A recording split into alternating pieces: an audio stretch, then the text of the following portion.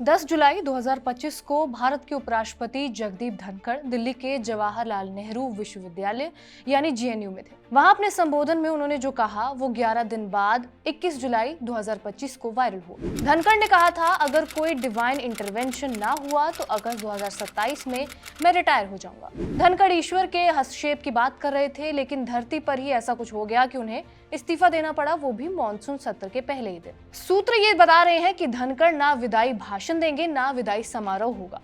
आजाद भारत में किसी उपराष्ट्रपति की कुर्सी इस तरह नहीं गई, लेकिन ये पहली बार नहीं था कि धनखड़ गलत कारणों की वजह से खबरों में रहे।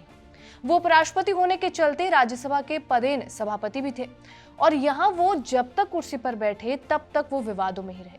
क्या है वो विवाद, जानेंगे इस वीडियो में। नमस्कार, मेरा नाम है रिया शर्मा और आप देख रहे हैं खबरगांव। पहला विवाद एनजेएसी। 7 दिसंबर 2022 को जगदीप धनखड़ सभापति की हैसियत से पहली बार संसद पहुंचे और पहला बम उन्होंने इसी दिन फोड़ दिया। जो भाषण धन्यवाद जैसी औपचारिकताओं के लिए था, उसी में उन्होंने न्यायपालिका के खिलाफ मोर्चा खोल दिया। सुप्रीम कोर्ट ने नेशनल जुडिशियल अपॉइंटमेंट कमीशन कानून को रद्द किया था अक्टूबर 2015 में। पूरे 7 साल बीतने के बाद धनखड़ ने संसद में अपने पहले भाषण में इस मुद्दे को उठाया और कहा कि ये जनादेश का अपमान था। धनखड़ ने कहा कि संसद जो जनता की इच्छा की रक्षक है, उसकी जिम्मेदारी है कि वो इस मुद्दे पर ध्यान दे और उन्हें विश्वास है कि संसद ऐसा करेगी। ये बयान तब आया जब विपक्ष संसद में सरकार के जुडिशरी में दखल देने के मुद्दे पर चर्चा की मांग कर रहा था। धनखड़ के बयान से ठीक 1 महीने पहले लॉ मिनिस्टर किरेन रिजिजू ने भी कहा था कि जजों की नियुक्ति के लिए कॉलेजियम सिस्टम जवाबदेही से मुक्त है। उनके इस बयान से सुप्रीम कोर्ट भी नाराज हुआ था और माना गया कि ये मुद्दा न्यायपालिका और संसद के बीच टसल को और बढ़ाएगा। दूसरा विवाद है मणिपुर हिंसा पर चर्चा को लेकर, जब 12 सांसद धनखड़ ने सस्पेंड कर दिए थे। 2024 के दिसंबर में संसद का विंटर सेशन आया। विपक्ष मणिपुर हिंसा को लेकर चर्चा चाहता था और इसी के चलते बार बार सदन की कार्यवाही स्थगित होती जा रही थी। इसी दौरान उपराष्ट्रपति और राज्यसभा के सभापति के तौर पर धनखड़ ने 12 से ज्यादा विपक्षी सांसदों को निलंबित कर दिया। आरोप लगाया अशोभनीय व्यवहार और जानबूझकर संसद की कार्यवाही में बाधा डालने का। तब कांग्रेस नेता जयराम रमेश ने आरोप लगाया कि धनखड़ के कारण राज्यसभा विचारों का मंच नहीं रह गई, बल्कि एक मौन सभा बन गई है। तब जवाब यह दिया गया था कि संसद स्लोगनरिंग का मंच नहीं हो सकती, बहस होनी चाहिए, हंगामा नहीं।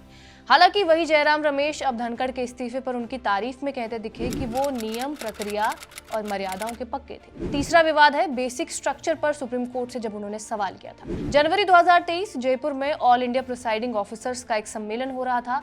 धनखड़ ने सम्मेलन में भाषण दिया और यहाँ भी सुप्रीम कोर्ट के सिस्टम पर उन्होंने सवाल उठा दिए। धनखड़ ने सुप्रीम कोर्ट की उस व्यवस्था पर सवाल उठाया जिसमें कहा गया कि संसद संविधान के बेसिक स्ट्रक्चर को नहीं बदल सकती।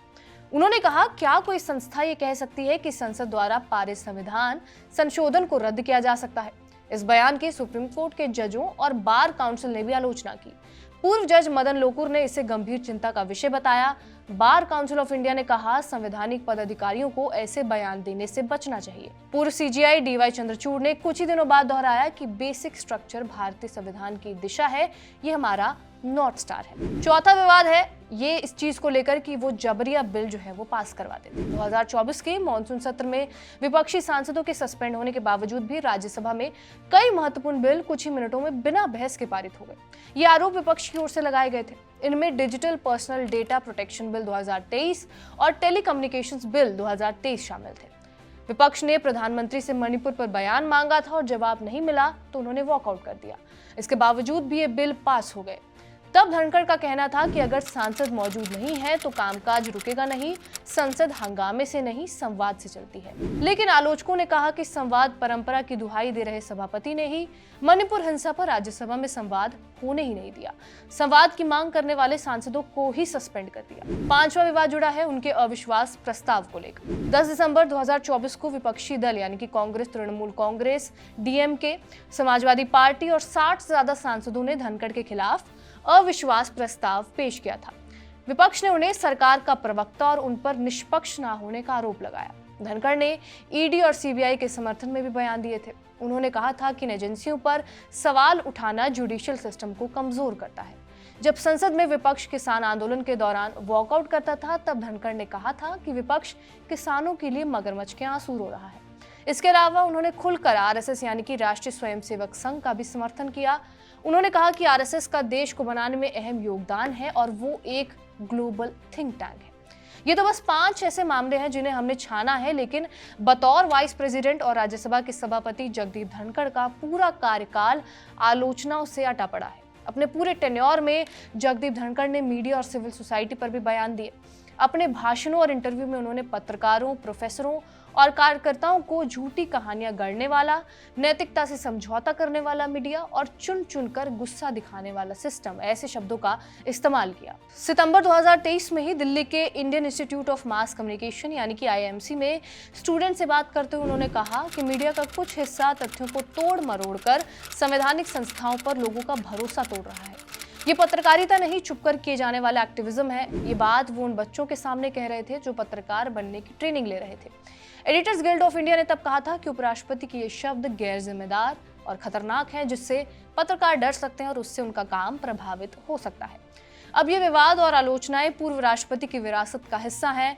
आप इस CV पर क्या राय कायम करते हैं, बताइएगा कमेंट बॉक्स में। कैमरे के पीछे सर्वेश, शुक्रिया।